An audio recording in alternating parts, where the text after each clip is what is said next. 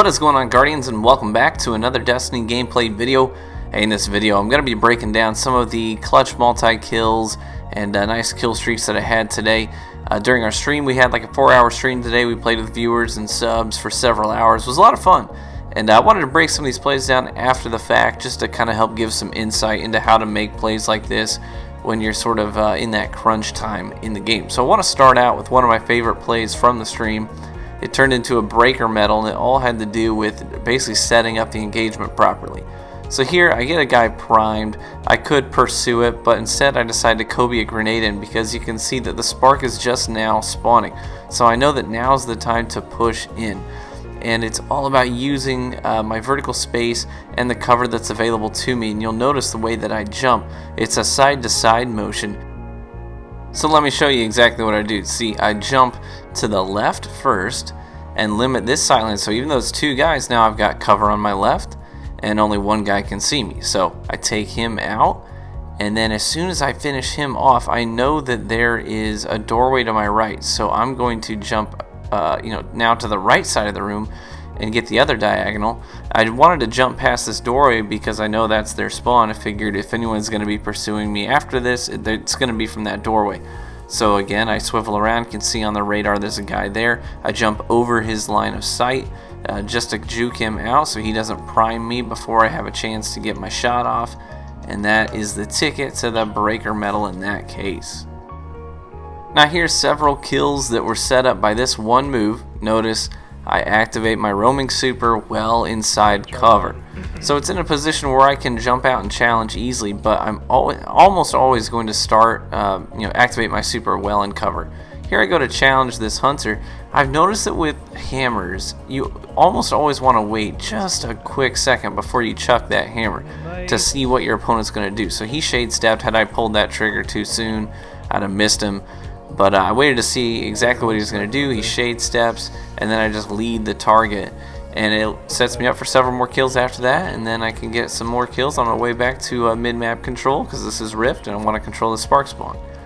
Here's a fun series of kills. You'll notice I Kobe a grenade in first, using the incendiary grenades, just to let it do some work, maybe prime some targets. It gets 1 week, then I can step up and challenge with my fusion rifle. Notice that I'm getting flanked. I pull out that shotgun because I'm using the universal remote here in conjunction with the fusion rifle. So that's a quick and easy 3 kills. Building up super energy. This guy is hard scoped for days, so he's an easy kill. Challenge this guy.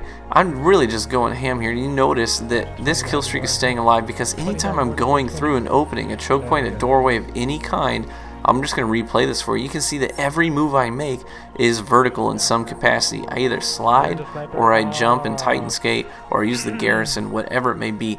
Every move I make through a choke point is not just running at head level. I'm either skating, I'm using some form of vertical space to set my kills up and to help me stay alive as I go through those traffic points. This next clip is all about radar awareness, setting up several kills for me. I'm pushing forward because we have the spark and we want to take it into the rift. So I'm pushing up with my teammate. They actually ignite the rift, and now I find myself here in their spawn with a red literally all around me. So again, I jump back.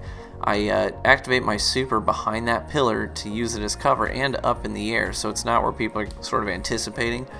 It sets up a triple kill and then a fourth.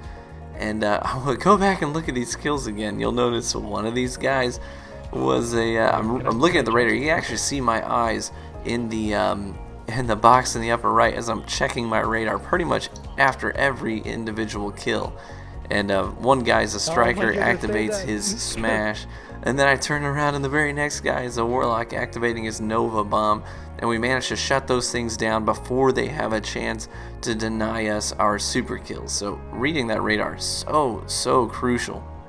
And speaking of super denials, here's 2 Storm Trance shutdowns back to back, and this all had to do with having a good fight or flight mechanic sort of built in to your psyche. So here we go. Setting up this first one, what happens is I try and get that first fusion rifle shot off, doesn't work, so I sidestep as soon as I can. I sidestep right into cover around the corner so that he can't hit me from there. Now fight or flight, I know that these guys are bringing the spark in. I gotta defend it. 3 of my teammates just went down, so I gotta fight. So I slide out and I challenge him, it pays off. Now I set up a nice defensive position with my shotgun out, and a second one comes in, activates his storm trance, and my back's in a corner. I know that if I turn to run with half shields, I'm definitely gonna die. So I just gotta warrior this dude and cross my fingers and hope for the best, and the universal remote comes through for me, followed up with a melee. I always follow up my shots like that at point blank with a melee.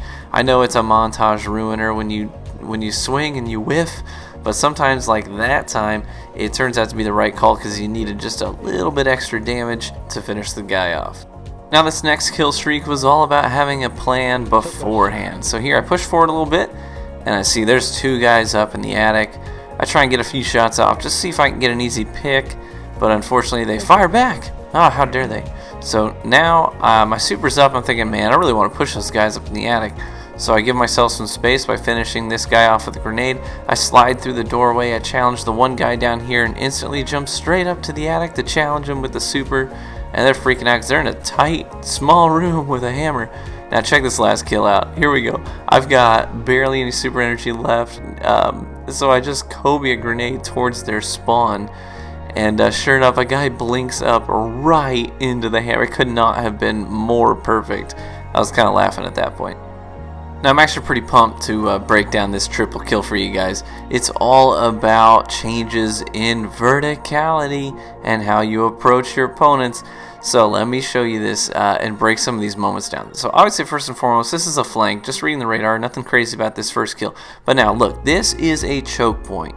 It's a transition point, so anytime you're gonna go through one of these to challenge someone on the other side, you have to expect that they are hard scoping it, they are ready for you. So if you're gonna go through it, you need to use vertical space. I slide through it. Now here is why. Look at this. You can see I would have been jacked up. We've got one sniper round and then a blast from a Thesan. That's a lot of potential damage. I would have just been completely obliterated had I not slid. And then after I get that first kill, after the slide, I actually jump out of the slide to create even more vertical confusion, and the second guy can't place me at all, doesn't get a single burst off with his primary into me, and I managed to take him down. So guys, I really hope that these breakdowns have been helpful for you. Maybe they've taught you something new, or maybe they've just solidified what you already knew and just kind of pounded it into your brain even harder. Like, yeah, crap, yeah, I gotta remember to do that. So hopefully it's helpful. That's the whole point of this channel. The goal is to help improve and enhance your overall Crucible experience, and maybe even teach you things that you can carry over into other FPSs. Guys, really excited to share this with you, and I will catch you in the Crucible.